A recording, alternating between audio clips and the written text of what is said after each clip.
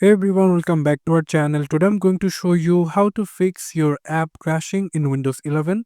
So very simple, what you can do, just simply come over into your search option and going to search for CMD over here. And then here you will find the CMD, click on the right mouse button and then click as run as administrator, click yes for the permission.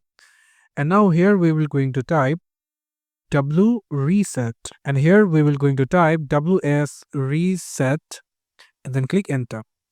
After that, your Microsoft Store will be open.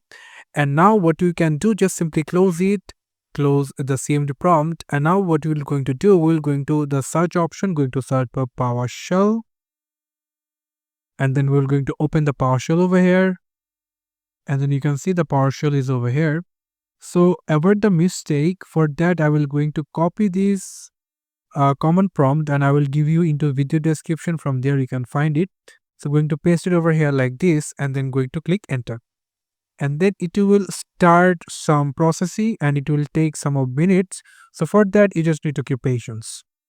And now after completing this, you just need to type over here exit and then click enter. And then what you can do, you just need to go for this blank space, go for task manager. And then here you just need to go for run new task. And then from here, click on browse. And now what you can do, just need to go for local C drive, then go for Windows, and then search for system 32-bit. Here you can system 32, and from here you just need to search for CMD. So, and here is the CMD. So if you just simply click on open, click on the create this task with administrative privileges, click OK, and now your CMD prompt will be open. And now what you can do, just simply type sfc / scan now and then click enter, and it will start the scanning over here and it will take maybe 5 or 10 minutes or maybe 15 minutes. It depends on your hardware speed.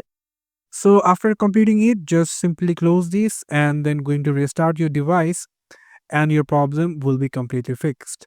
So this is how we can solve this problem. Thank you so much for watching this video. I hope to see you in another videos. Till then, goodbye.